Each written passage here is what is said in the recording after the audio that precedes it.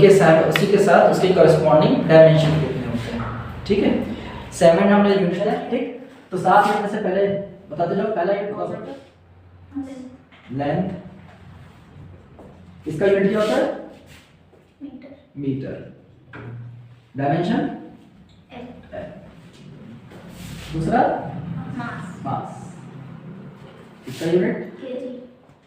Dimension M. तीसरा temperature. Time. Time. Time मतलब तो टाइम मतलब जो सेकंड। टेम्परेचर केल्विन, इसी का ल्यूमिनोसिटी। इसका क्या होता है? कैडिला, ठीक है। CD, इसी का डायमेंशन भी CD। करंट क्या होता है? एम्पियर, और इसे A से दिखाते हैं। और लास्ट हमारा है मोल, इसका यूनिट भी मोल और इसको दिखाते भी मोल से, ठीक। तो ये बेटा याद रखना, ये 7 यूनिट्स है, fundamental units. These are 7 fundamental. मैंने बताया था यूनिट्स को 2 कैटेगरी में डिवाइड किया गया है। पहला है तुम्हारा 7 फंडामेंटल यूनिट और दूसरा है तुम्हारा कॉम्प्लीमेंट्री यूनिट्स। ये है 7 फंडामेंटल यूनिट्स, ठीक है। कौन किसकी वजह से क्यों होता है, लेंथ क्या है, मास क्या है, टेम्परेचर, टाइम, ये कैसे होता है, इसके बारे में मैंने ब्रीफ में बताया है, फिर भी शॉर्ट में समझ लो। देखो अब अगर हम लेंथ की बात करें तो एक बार मैंने बताया था, फिर से थोड़ा सा बताया था कि लेंथ क्या होता है? मेजरमेंट टूल होता है जिससे हम लेंथ नापते हैं। अब होता क्या था कि जैसे हमारे पहले के समय में भी क्या था, लेंथ मापी जाती थी, लेकिन हम तब पैमाना क्या होता था, कुछ और होता था। जैसे कि अगर कहें राजा महाराजा के टाइम पे क्या होता था, हाथी की पूंछ का बराबर होता है 10 इंसान के बाद, इस तरीके के पैमाने बने थे। लेकिन ये हमारे लिए थे, अमेरिका वालों के लिए कुछ और पैमाने थे, यूके वालों के लिए और पैमाने थे। तो हुआ क्या कि सबको एक ही प्लेटफॉर्म पे लाने के लिए ये कहा गया भाई हम एक ऐसा, अब यहाँ पे प्लेटफॉर्म क्या था, ऐसे समझो। अगर मान लो तुमसे मैंने बताया कि अगर किसी को तुम्हें अपने घर का एड्रेस अभी बताना हो, तुम कैसे बताओगे? अपने घर के आसपास का कोई मेन एरिया बताओगे, ठीक। तो ये तो क्या तुम्हारे घर के लिए, कहाँ, ये लखनऊ में बैठे हो। अब बताओ अगर इसी को अब अगर तुम्हें अब अपने घर का एड्रेस बताना है यूपी के बाहर किसी बंदे को, तो कैसे बताओगे? उसे कहो भैया पहले यूपी जाओ, यूपी में लखनऊ जाओ, लखनऊ से फिर मेरे घर जाओ, बताओगे ना। यानी फिर देखो तुमने पैमाना चेंज कर दिया। अगर मान लो तुम यही इंडिया के बाहर हो जाओ तो क्या बताओगे? भैया पहले इंडिया जाओ, इंडिया नहीं दिल्ली जाओ, दिल्ली से लखनऊ जाओ, लखनऊ से मेरे घर जाओ, ठीक। अब ये तो हो गया इंडिया के स्केल पे। अब अर्थ के स्केल पे आओ। अब अगर अर्थ पे कहोगे तो कहोगे अर्थ में पहले भैया, अब अर्थ पहले जाओ। मान लो अगर तुम छत पर बैठे हो तो कहोगे भैया पहले अर्थ पे जाओ, अर्थ में दिल्ली जाओ, दिल्ली से लखनऊ जाओ, फिर मेरे घर जाओ। कहने का मतलब है एक ही जगह पर पहुंचने के लिए क्या थे, अलग अलग मेजरिंग टूल्स हो रहे हैं। हमारे पास रेफरेंस पॉइंट क्या है, अलग अलग ले रहे हैं। तो वैज्ञानिकों ने सोचा कि इस तरीके से अगर अलग अलग सारे लेंथ के पैरामीटर लेंगे, इंडिया वाले अलग यूज करेंगे, अमेरिका वाले अलग यूज करेंगे, तो प्रॉब्लम ये होगी कि हम जब यहाँ जाएंगे तो हमें वहां कन्वर्ट करना पड़ेगा, वहां जाएंगे तो कहीं और कन्वर्ट करना पड़ेगा। तो इसके लिए हमने यूनिवर्सल डेफिनेशन निकाला। अच्छा, यूनिवर्सल डेफिनेशन के लिए क्या यूज किया हमने? हमारे पास जो एलिमेंट्स अवेलेबल, हमने यूनिवर्सल पे क्या होता है, यूनिवर्सल में इंसान है कुछ, everything is like a matter, सब कुछ मैटर से, मैटर यानी एटम्स और मॉलिक्यूल से ही मिलकर बना है। तो लेंथ के डेफिनेशन के लिए इन्होंने लिया तुम्हारा क्रिप्टन को, क्रिप्टन 86, जो कि तुम्हारा इनट फैमिली में आता है। इनट फैमिली, हीलियम नियॉन आकर क्रिप्टन आता है, इनट फैमिली का ये एलिमेंट है, ठीक। क्रिप्टन 86 क्यों लिया? क्योंकि ये मोस्ट इनएक्टिव मैटेरियल है, ये इनएक्टिव है, इनर्ट है, जाहिर सी बात है, इनएक्टिव है। और अब इसकी डेफिनेशन कैसे दी गई? 1 मीटर। 1 मीटर वो लेंथ, वो डिस्टेंस है जिसमें क्रिप्टन, अब इसको मेजर कैसे, क्रिप्टन एलिमेंट 86 एक एलिमेंट है, इसको स्पेक्ट्रोमीटर से जब पास कराया गया तो उस स्पेक्ट्रोमीटर में जो वेवलेंथ आई, कितनी वेवलेंथ? लगभग तुम्हारी 9 अरब के आसपास। कितनी? 9 अरब के आसपास, सॉरी 9 अरब नहीं, 16.5 लाख, 16.5 लाख लगभग अप्रोक्स कर रहा हूं। इतनी वेव्स जो डिस्टेंस ट्रैवल की, यानी इतनी वेव जब ट्रैवल की तो जो डिस्टेंस ट्रैवल हुई उसको कहा गया 1 मीटर। बात समझना, क्रिप्टन 86 से निकलने वाली करीब 16.5 लाख जो वेव्स थी, याद रखना वेव्स की बात कर रहा हूं, तो ये जो वेव्स थी करीब 16.5 लाख, इतने में जो डिस्टेंस आई उसे कहा गया 1 मीटर। ये है तुम्हारी सबसे पुरानी फंडामेंटल डेफिनेशन। दूसरी डेफिनेशन ये भी है कि लाइट के लिए माना गया, ठीक है। अच्छा, लाइट के दो सब अलग बातें रखेंगे, ठीक। तो ये बेसिकली क्रिप्टन 86 के लिए दिया गया। दूसरा दिया गया टाइम के लिए। टाइम के लिए क्या दिया गया था? सीजियम 133। देखो अगर तुम नेचर में जाओ तो 92 एटॉमिक नंबर 92 ये एटॉमिक नंबर है, एटॉमिक नंबर 92 तक जो है वो तुम्हारे अर्थ में किसी ना किसी डिफॉर्म फॉर्म में या फिर कह सकते हो इनएक्टिव फॉर्म में मिल जाएंगे। 92 एलिमेंट है, यूरेनियम जैसे 92 होता है। उसके ऊपर तुम जितने जाओगे, जिलेंथेनाइड, एक्टिनाइड, इन सब चीजों में जाओगे तो सबसे ज्यादा जो बनेंगे वो याद रखना, वो जितने भी ऊपर हैं 90 से ऊपर, जितने भी 92 से ऊपर है वो सब लेबोरेटरी में क्रिएटेड एटम्स हैं। और जाहिर सी बात है 92 से ऊपर जितने भी जाओगे वो सभी क्या होते हैं, इनएक्टिव होते हैं, बहुत ज्यादा रेडियोएक्टिव होते हैं, अनस्टेबल होते हैं, ठीक, बहुत अनस्टेबल होते हैं। क्यों अनस्टेबल होता है बताया था, क्योंकि न्यूट्रॉन और प्रोटॉन का रेशियो आइडियल नहीं होता। आइडियल क्या होता है रेशियो न्यूट्रॉन और प्रोटॉन का, 1:1, या नियर बाय कुछ बुक्स में देखोगे 1.2:1 भी कहा गया है, ठीक है। तो जिन भी एलिमेंट्स में न्यूट्रॉन और प्रोटॉन का रेशियो आइडियल 1:1 या 1.2:1 की नियर बाय होता है वो सब स्टेबल होंगे। अगर इससे ऊपर हुआ, ठीक है, तो वो सब क्या हो जाएंगे, अनस्टेबल, और अगर इसके नियर बाय हुआ तो स्टेबल हो जाएंगे। अब 90 से जब 90 से ऊपर जाते हो तो उनमें क्या होता है, न्यूट्रॉन प्रोटॉन का रेशियो क्या होता है वो इससे डिफर करने लगता है, ठीक है, और वो सब जितना ज्यादा डिफर करेगा उतना ज्यादा रेडियोएक्टिव। इसलिए नेचर में 92 तक तो हमें मिल जाएगा यूरेनियम, या उसके कहीं भी कह सकते हो एक किसी के साथ मिक्सचर के रूप में मिल जाएगा, लेकिन बाकी सब क्रिएट किया गया है लेबोरेटरी में, ठीक। सीजियम 133 उसी में से एक highly radioactive element and most less, इसका जो है तुम्हारा हाफ टाइम पीरियड है, यानी बहुत जल्दी डिके होता है, बहुत जल्दी डिके होता है। अब ये समझो सीजियम 133 लेबोरेटरी क्रिएटेड है, इससे डेफिनेशन निकाली गई है टाइम की। क्या कहेंगे, 1 सेकंड वो पास समझना, 1 सेकंड वो टाइम पीरियड है या वो समय है जिसमें सीजियम 133 से निकली लगभग 9.5 अरब ऑसिलेशंस हो जाते हैं। यानी 1 सेकंड में सीजियम 133 ऑसिलेशंस समझना, यानी वाइब्रेशन कह सकते हो। 1 सेकंड में जो सीजियम 133 से निकलने वाली वेव्स वो कितनी बार ऑसिलेट हो जाती हैं, 9.5 अरब, लगभग 9 अरब बार, या तुम भी कह सकते हो ये कहा गया है लगभग 10 की पावर 8 शेक, शेक यानी भाई वाइब्रेशन कहते हो ना, यानी 1 सेकंड में सीजियम 133 से निकली वेव्स कितनी बार ऑसिलेट या शेक कर जाती हैं, 10 की पावर 8, इतनी बार ऑसिलेट या शेक कर जाती हैं, उसे माना गया है 1 सेकंड। ये दो ऐसी चीजें हैं, आप ये देख सकते हो। तो इस तरीके से डेफिनेशन मास के लिए मैंने बताया था आइडियल है, जो क्या क्या गया कि एक normal temperature 4 degree centigrade, 4 degree centigrade पे जो तुम्हारा आइडियल कह सकते हो, जो नॉर्मल वाटर होता है, आइडियल वाटर, उसके वेट को कहा गया है नियरली 1 kg, ठीक है। ये 3 फंडामेंटल डेफिनेशन। तो ये है बेटा तुम्हारे क्या कहते हैं यूनिट्स, ये है तुम्हारे डायमेंशन, ठीक है। अब इसके कुछ सवाल में करते हैं, ठीक है। अच्छा, डायमेंशन के बारे में लिखाया था कैसे निकालते हैं ना, ठीक, कुछ लिया था होमवर्क, बोला तो सर आपने सेम कर लिया। देखो हमने किया था एरिया वॉल्यूम इन सब का किया था, इसके अलावा देखो चलो एक बार फिर लिख देते हैं। वॉल्यूम, वॉल्यूम क्या होता है बेटा, formula normally length into breadth into height. अब देखो लेंथ का क्या होता है, देखो लेंथ भी तुम्हारा डिस्टेंस है, ब्रेथ भी डिस्टेंस है, हाइट भी डिस्टेंस ही है, तो तीनों का क्या होगा l। अच्छा, डायमेंशन को क्या करते हैं, डायमेंशन को आप इस साइड बड़े ब्रैकेट में लिखते हैं, ठीक है, याद रखना। अच्छा, डायमेंशन होता है क्या समझो, देखो जैसे हम लोग कहते हैं ना 1 डायमेंशन 2 डायमेंशन सुना होगा, 3 डायमेंशन सुना है, उसी तरीके से यहाँ जो डायमेंशन है समझना, किसी भी यूनिट्स के ऊपर जो पावर होती है, किसी भी यूनिट के ऊपर जो पावर डिसाइडिंग होती है वो कहलाती है उसकी dimension. The power of unit is known as, जैसे कि अगर मैं कहूं वेलोसिटी, ठीक, तो वेलोसिटी क्या होता है बेटा, इसकी डेफिनेशन वेलोसिटी बताना, डिस्प्लेसमेंट अपॉन टाइम, याद है ना, डिस्प्लेसमेंट है डिस्टेंस नहीं, ठीक है। अब डिस्प्लेसमेंट यानी इसको भी किसमें मेजर करेंगे, डिस्प्लेसमेंट क्या होता है, डिस्टेंस है मीटर और इसका समय का सेकंड, तो मीटर सेकंड इनवर्स, ठीक है। अब ये तो यूनिट के फॉर्म में हुआ, ऐसे को डायमेंशन के फॉर्म में मैंने बताया ना, the power of unit is known it's dimension. अब मीटर के लिए हम क्या यूज करेंगे, एल, और टाइम के लिए टी।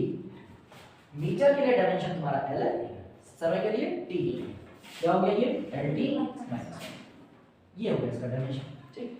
वेलोसिटी है, याद रखना वेलोसिटी। अब इसी तरीके से स्पीड अगर निकालो तो वो क्या होता है, डिस्टेंस अपॉन टाइम। अच्छा, डिस्टेंस भी मीटर, ये भी सेकंड, तो क्या हो गया एल अपॉन टी।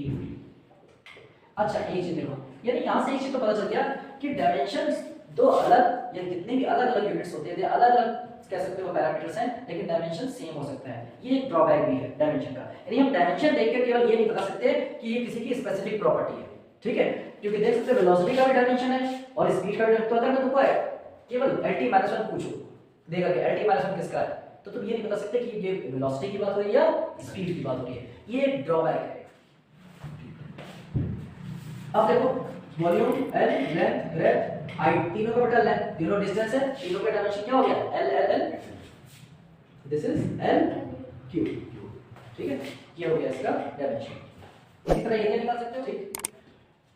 दूसरा देखते हो वही फोर्स, चलो फोर्स इक्वल टू क्या होता है, मास इनटू एक्सेलरेशन। अच्छा, फोर्स अगर मैं तुमसे जनरली पूछूं, ये तो न्यूटन्स लॉ के हिसाब से mass into acceleration, generally force क्या है? अगर मैं तुमसे पूछूं, तुम्हारे भाई बहन पूछे, छोटा भाई पूछे, ये आपका क्लास 8 का बच्चा पूछता है, क्लास 8 में होते ना फोर्स की स्टार्टिंग हमेशा, क्लास 8 का एक बच्चा तुमसे पूछ रहा है, बताओ भैया देखो फोर्स किसी भी एक्सटर्नल एजेंट द्वारा, एक्सटर्नल एजेंट यानी हम हो या कोई भी, ठीक है, उसके द्वारा किया गया कोई भी ऐसा कार्य जिससे या तो वो वस्तु में चेंज कर दे, उसकी पोजीशन चेंज कर दे, या फिर उसकी पोजीशन चेंज करने की कोशिश करे। जैसे कि मैं एक एक्सटर्नल एजेंट हूं, मैं इस पे कुछ काम कर रहा हूं, ठीक, एनर्जी कुछ भी, कभी एनर्जी काम एनर्जी के रूप में हो सकता है, या जब या हमारे द्वारा लगाया गया किसी तरह का कोई बात की तरफ से कोई भी कार्य, कोई भी एक्सटर्नल काम हो सकता है। ये वर्क जो है, अब ये या तो इसको डिस्प्लेस कर देगा, इसको खिसका देगा, या खिसकाने की कोशिश करेगा। तो force is a work done by external agent to change its position और try to change its position या शेप, ठीक है।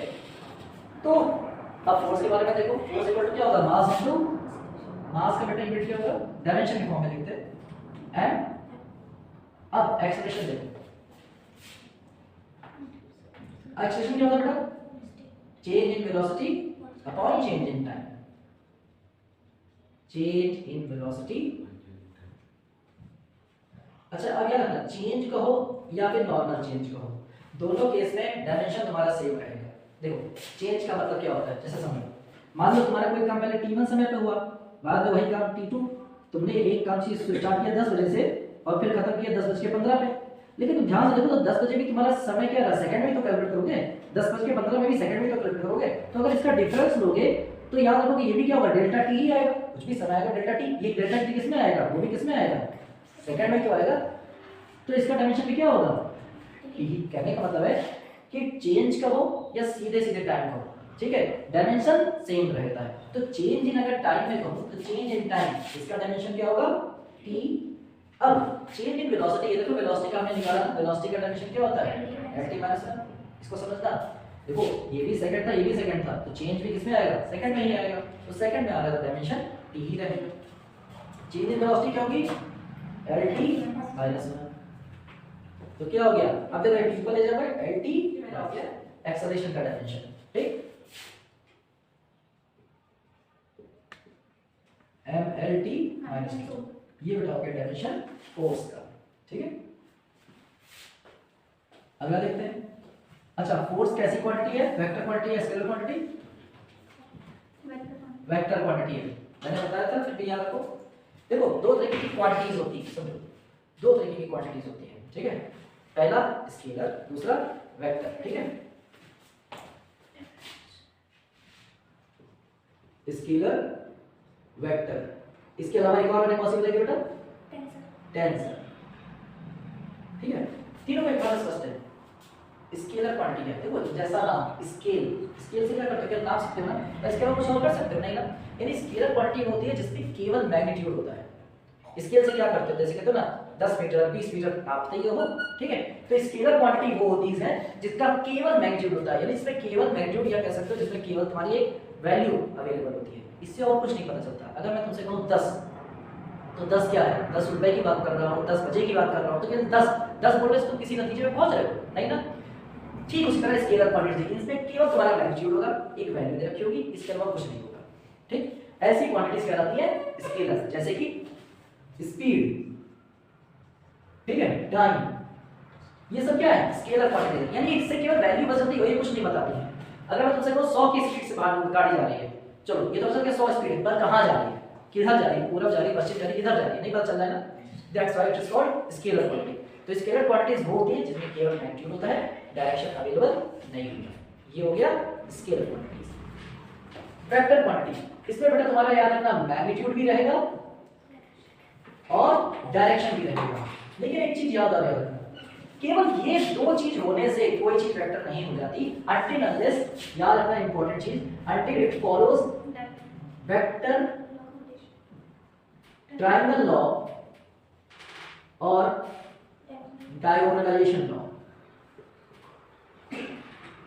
या इसको पैरेललोग्राम लॉ भी कहते हैं, ठीक, वेक्टर ट्रायंगल लॉ या डायगोनलाइजेशन या पैरेललोग्राम लॉ। बात समझना, कोई भी वेक्टर क्वांटिटी केवल डायरेक्शन और मैग्नीट्यूड होने से नहीं कहलाती वेक्टर, बात समझना। अभी मैं इसका बताऊंगा कॉन्ट्राडिक्शन कैसे होता है, ठीक है, उस पर ध्यान दो, यहाँ बस पढ़ते रहो, पढ़ाई में है। देखो वेक्टर क्वांटिटी वो होती है जिसमें की मैग्नीट्यूड हो और डायरेक्शन, ये डेफिनेशन है और ये अद्भुत डेफिनेशन है। कोई भी क्वांटिटी वेक्टर तब कहलाती है जब इन दोनों के साथ साथ क्या फॉलो करेगा, तो वेक्टर ट्रायंगल लॉ वेक्टर लगाया ना जोड़िए, वेक्टर ट्रायंगल लॉ या डायगोनलाइजेशन या पैरेललोग्राम लॉ को फॉलो करें। ये क्या है, तुमने पढ़ा होगा अगर याद हो कि अगर कोई वेक्टर, किसी वेक्टर को हम ट्रायंगल के हिसाब से ड्रॉ करें तो जो रिजल्टेंट होता है उस ट्रायंगल का थर्ड साइड होता है। तुमने पढ़ा होगा अगर कोई दो वेक्टर हैं ए और बी, इन दोनों को हम किसी भी ट्रायंगल के अलोंग, जैसे कोई भी ट्रायंगल बना लो, ये ट्रायंगल हो, ये ट्रायंगल हो, कोई भी ट्रायंगल बना लो, अगर कोई भी दो वेक्टर किसी ट्रायंगल के हिसाब से अरेंज हो, जो तीसरा रिजल्टेंट होगा वो उसका थर्ड साइड होता है। ये है ट्रायंगल लॉ। फिर से समझना, अगर कोई दो वेक्टर्स हैं, उन दो वेक्टर को हम ट्रायंगल के किन्हीं दो साइड्स के अलोंग अगर ड्रॉ करें तो जो थर्ड साइड होगा वो उसका रिजल्टेंट होगा। This is triangle law.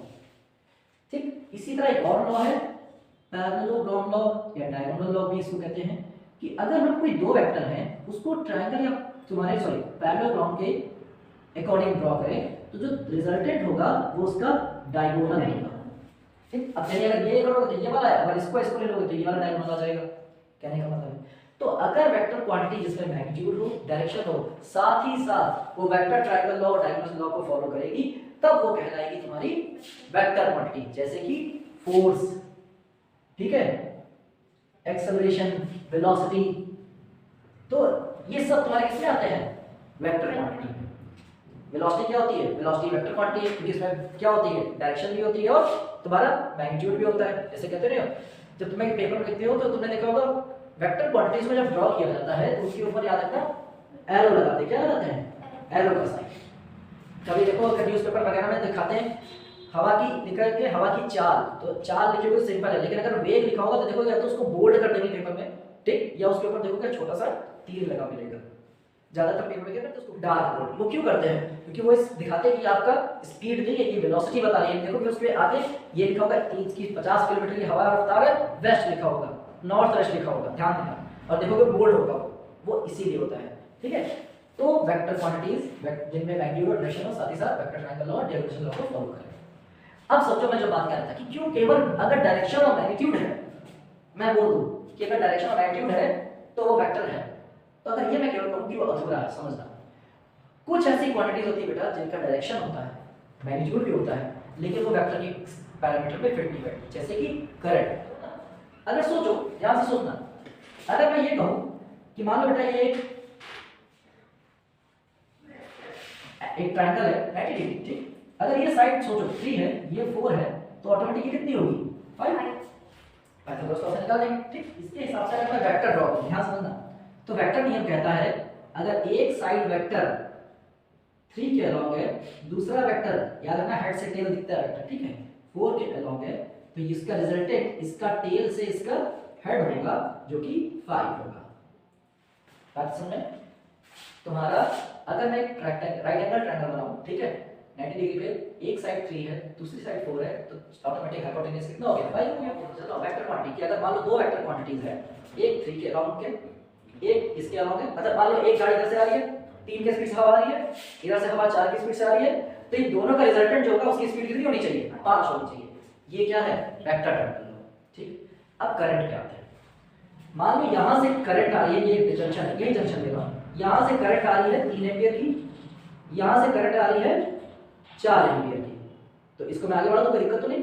Vector में ये होता है ना कि डायरेक्शन में आप आगे बढ़ा सकते हो, बस डायरेक्शन चेंज नहीं चाहिए। कहने का मतलब है यहां से 3 एम्पीयर करंट आई, यहां से 4 एम्पीयर की करंट आई। अब समझो, करंट में डायरेक्शन भी होती है, उसका मैग्नीट्यूड भी होता है। अगर ये वाकई में वेक्टर होती तो इन दोनों का रिजल्टेंट करंट जो मिलनी चाहिए वो कितनी होनी चाहिए थी, 5। लेकिन अगर यहां से 3 है, यहां से 4 आ रही है, तो तुम्हारे इसका रिजल्टेंट इन दोनों का कॉम्बिनेशन जो पहुंचेगा यहां से निकलेगा वो कितना होगा, ये 7 होगा। बात समझना, 3 एम्पीयर इधर से आ रही है, 4 एम्पीयर यहां से आ रही है, तो यहां से जो करंट निकलेगी वो कितनी होगी, 7 एम्पीयर की होगी। ये तो अलजेब्रिक सम हो गया, वेक्टर सम नहीं है, ये वेक्टर सम है। वेक्टर सम क्या कहता है, वेक्टर सम डिपेंड करता है एंगल क्या होगा, इस पे डिपेंड करता है। ठीक, ये अलजेब्रिक सम है, this is vector sum, this is algebraic sum. अगर वाकई में ये वेक्टर क्वांटिटी होती तो इन दोनों का चाहिए थी मुझे 5 एम्पीयर की मुझे चाहिए थी, लेकिन ऐसा तो नहीं हुआ। तो इस तरह का मैग्नीट्यूड है, लेकिन वो वेक्टर ट्रायंगल लॉ, ठीक है, इनको या इसको फॉलो नहीं करती है डायगोनल लॉ को, वो सब किस कैटेगरी में आती है, टेंसर कैटेगरी में। इसके कुछ एग्जांपल याद रखना, करंट, एंगुलर वेलोसिटी जिसका हम ओमेगा से दिखाते हैं, मोमेंट ऑफ इनर्शिया। ठीक, तो ये कुछ एग्जांपल इसके बेटा। करंट ना याद रखना, ना करंट ना स्केलर क्वांटिटी है ना वेक्टर क्वांटिटी है, ये कैसी क्वांटिटी है? टेंसर क्वांटिटी है। एंगुलर वेलोसिटी ओमेगा पढ़ा होगा, ठीक है, ओमेगा पढ़ा होगा इंटर में। Omega angular velocity is also tensor. कुछ और डायमेंशन देखते हैं हम लोग। वर्क का डेफिनेशन क्या होता है बेटा? फॉलो करो, फोर्स इनटू फोर्स डॉट लगता है अपना इनटू डिस्प्लेसमेंट। अभी आगे समझाएंगे एक और चीज। तुमने देखा होगा कि कुछ जगहों पे, अब यहाँ पे देखो कुछ आपके एग्जाम में क्या देते हैं कि जब 5 × 4 करो तो भी 20 आएगा, 5 ऐसे डॉट 4 लिखो तो भी 20 होता है। हम नॉर्मली कहते हैं सही भी है, क्योंकि याद रखना ये क्या है तुम्हारा, ये नंबर्स है, इन पे फर्क नहीं पड़ता है। लेकिन जब फिजिकल प्रॉपर्टीज की बात होती है, ये बहुत इंपॉर्टेंट है कि दो फिजिकल प्रॉपर्टीज में बीच में क्रॉस लगा है या डॉट लगा है, ठीक है। अगर दो फिजिकल क्वांटिटीज के बीच में क्रॉस लगा है that means it is a vector quantity, इनका डायरेक्शन है। और अगर इनके बीच में डॉट लगा है तो यानी वो स्केलर क्वांटिटी है। ये अभी याद है, समझ लो, याद है ना। वर्क है तो वर्क क्या होता है? फोर्स डॉट डिस्प्लेसमेंट होता है, इनको मत कमी करना, ठीक है। फोर्स का डायमेंशन बेटा क्या होता है? mL/2। अभी हमने लिखा था डिस्प्लेसमेंट का L, तो क्या हो गया?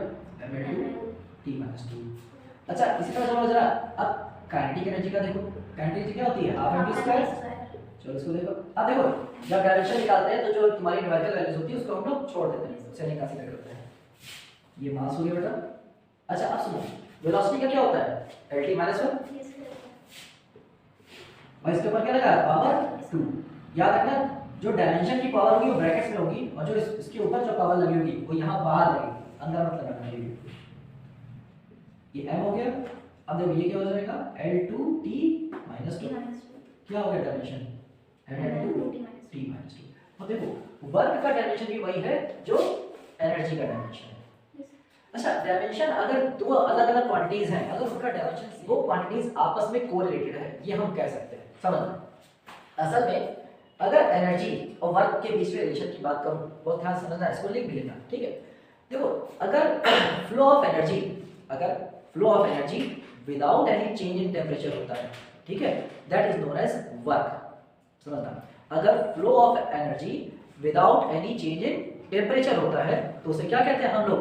वर्क। और अगर flow of energy due to change in temperature होता है, ठीक है, तब उसे हम लोग कहते हैं हीट। बहुत ध्यान समझो, एनर्जी के दो फॉर्म हो सकते हैं, एक वर्क के रूप में और एक हीट के रूप में। अगर इस एनर्जी का फ्लो हो रहा है, एक पार्ट से दूसरे पार्ट में फ्लो हो रहा है, लेकिन बिना चेंज इन टेम्परेचर के, जैसे कि अगर मैं तुमसे कहूं कि बैग उठाओ, तो बैग जब उठाते हो तो एनर्जी लगाते हो ना, लेकिन कुछ काम भी तो करते हो, लेकिन क्या टेम्परेचर चेंज हुआ तुम्हारी बॉडी का? ऐसा नहीं कि उठाने से पहले तुम्हारा टेम्परेचर 98 फॉर था, उठाया 104 हो गया, ऐसा नहीं हुआ ना, वही रहा ना। यानी जब तुम्हारा बॉडी का टेम्परेचर कहीं फ्लो, तब हम उसको कहेंगे दैट इज द वर्क। लेकिन अगर flow of energy due to change in temperature होता है, तब वो होता है हीट। अब इसको कैसे समझो? अगर तुम हाथ अपने रगड़ते हो जाड़ों में तो वहां भी एनर्जी का फ्लो हो रहा है, लेकिन तब हाथ क्या होने लगते हैं? गर्म होने लगते हैं। वहां भी तुम क्या कर रहे हो? वहां एनर्जी फ्लो हो रही है, वहां भी वर्क हो रहा है, पर उसमें क्या हो रहा है? टेम्परेचर बदल जा रहा है, इसलिए वो क्या है? वो एनर्जी कन्वर्ट हो रही है हीट में। और वही एनर्जी जब तुम बैग उठा रहे हो तो टेम्परेचर चेंज नहीं हो रहा है, वो क्या से कन्वर्ट हो रही है? वर्क में। ठीक, इसीलिए जो याद रखना, यहां से याद रखना, इसलिए जो एनर्जी का तुम्हारा डायमेंशन और यूनिट है वही वर्क का होगा और वही हीट का भी होगा। बात समझ आई? यहां से क्रूशियल पॉइंट याद रखना, ये डेफिनेशन भी है, याद रखना कि एनर्जी ही वर्क में कन्वर्ट हो जाती है, एनर्जी ही हीट में कन्वर्ट हो जाती है। और तीनों केसेस में तुम्हारा डायमेंशन तीनों के लिए क्या होता है? एक ही रहता है, डायमेंशन एक यानी यूनिट भी सेम रहेगा। ठीक है, इसको लिख लो ना हो तो कभी आगे काम भी आएगा। Without change in temperature, known as work. और सेकंड लिखना इसी में नीचे, the flow of energy due to change in temperature known as heat। लिख लेना, ये बना लेना, एनर्जी वर्क, एनर्जी हीट, ये है विदाउट टेम्परेचर चेंज और ये ड्यू टू चेंज टेम्परेचर। और डायमेंशन लिख लेना दोनों का। अच्छा कुछ और देख लेते हैं हम लोग, जैसे कि डेंसिटी। बेटा डेंसिटी का फॉर्मूला क्या होता है? Mass upon volume. मास का क्या होता है बेटा? m होगा। वॉल्यूम का भी देखो निकाले L3, तो क्या हो जाएगा? ml minus 3। ये हो गया तुम्हारा डेंसिटी का। इसी तरीके से मोमेंटम, मोमेंटम का क्या होता है बेटा formula? Mass into velocity. Mass का क्या होगा? m, वेलोसिटी का lt माइनस 1, क्या हो गया? mlt minus 1। इम्पल्स,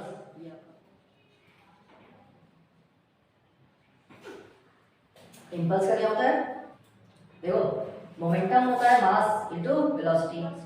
फोर्स का एक और याद रखना, फोर्स हम लोग force equal to mass into axis करते हैं। एक डेफिनेशन और याद रखना, फोर्स इज इक्वल टू होता है change in momentum with time. अगर तुम कभी भी अगर फोर्स की एक्चुअल डेफिनेशन के पीछे जाओगे ना, तो वहां पे ये डेफिनेशन भी मिलेगी तुमको। Actually force is due to change in momentum या rate of change in momentum. Rate of change in momentum is known as force. याद रखना, rate of change in momentum है, ठीक। इंपल्स क्या होता है? बात समझना। अब ये भाई क्यों बताया, समझो। अगर बेटा rate of change in momentum में चेंज हो रहा है, रेट है यानी समय के साथ अगर मोमेंटम चेंज हो रहा है तो वहां फोर्स आ जाएगा। और अगर यहीं पे इस dt को इधर ले आओ, f डॉट dt, ठीक है, जो कि तुम्हें दिखता है मोमेंटम है। अगर किसी बॉडी पे बहुत शॉर्ट पीरियड के लिए बहुत जबरदस्त फोर्स लगता है, बहुत शॉर्ट ड्यूरेशन के लिए फोर्स लगता है, बड़ा फोर्स, वो कहलाता है इंपल्स। इंपल्स क्या कहते हैं हिंदी में? क्या कहते हैं? आवेग। कहते हैं बहुत इंपल्सिव हो गया, यानी बहुत थोड़े टाइम के लिए बहुत ज्यादा गुस्सा से आ गया, कहते हैं इंपल्सिव हो गया बहुत ज्यादा भाई। तो क्या हो गया? बहुत थोड़े समय में उसमें बहुत ज्यादा गुस्सा आ गया, यानी ज्यादा फोर्स जनरेट हो गया। तो that is impulse. Force into delta T, this is impulse, ठीक है। फोर्स इनटू टाइम इंटरवल, याद रखना ये टाइम इंटरवल डेल्टा टी है, इसमें थोड़ा अंतर होता है, ठीक, बताएंगे आगे। तो force into delta T, delta बहुत शॉर्ट है, डेल्टा इसलिए मतलब है कि बहुत छोटे समय के लिए, और फोर्स चूंकि है बिना डेल्टा वगैरह के लिखा है नहीं, इसके कंपैरिजन में डेल्टा टी बहुत छोटा है, ठीक है। इसका डायमेंशन अगर मैं लिखूं तो फोर्स का भी देखो हमने लिखा mlt माइनस 2, टाइम इंटरवल है तो भी डायमेंशन वही रहेगा, तो क्या हो गया?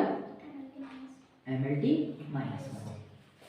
लेकिन अब याद रखना, ये अगर mlt माइनस 1 किसके लिए है? मोमेंटम के लिए, और ये किसके लिए है? इंपल्स के लिए, ठीक है। और किसका दिखा दे? हाँ, जैसा कि हीट की बात हुई ना, हीट की, जिसको क्यू से दिखाते हैं। बेसिक अगर डेफिनेशन बता लो तो हीट के लिए जो सबसे तुमने देखी होगी स्पेसिफिक हीट के फॉर्म में, mc डेल्टा टी के फॉर्म में, याद आ रहा है कुछ? mc डेल्टा टी, अच्छा ये ना तो ऐसे ले सकते हो, mc डेल्टा टी का तो वो बात देता है। तो देखो तुमने लिखा होगा मास, स्पेसिफिक हीट और चेंज इन टेम्परेचर। बेसिकली तुम इसको ऐसे लिखते हो mc डेल्टा टी, ऐसे लिखते हो ना, याद आ रहा है? स्पेसिफिक हीट के फॉर्म में mc डेल्टा टी, पढ़ा विशिष्ट ऊष्मा के फॉर्म में। अब देखो मैंने तो बताया, अब यहां से देखो हीट का मैंने बोला ना कि हीट का तुम्हारा डायमेंशन वही होगा जो कि एनर्जी का है। तो यहां से मास का तुम किसको निकाल सकते हो? स्पेसिफिक हीट का निकाल सकते हो। हीट का हीट किसका डायमेंशन है? तो यहां से तुम किसका निकाल सकते हो? स्पेसिफिक हीट सी का। देखो कैसे निकालते हैं।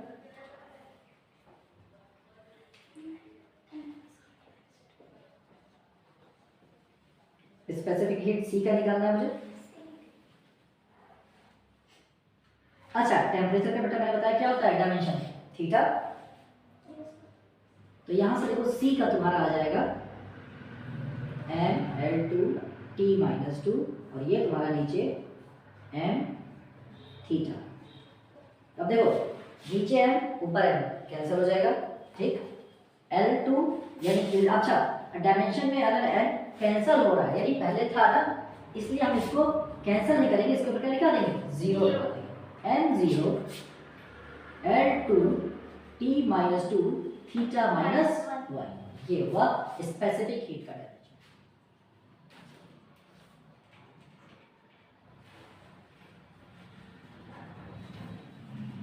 ठीक है, ये कुछ इंपॉर्टेंट है बेटा, इनको याद ही रखना। अच्छा, साथ ही साथ कैसे निकाला जाता है डायमेंशन, ये भी समझते जाना। फॉर्मूला एक चीज है, तो इन सब के लिए इंपॉर्टेंट चीज है कि आपको फॉर्मूला पता होना चाहिए, तभी तुम इसका निकाल सकते हो डायमेंशन, ठीक है।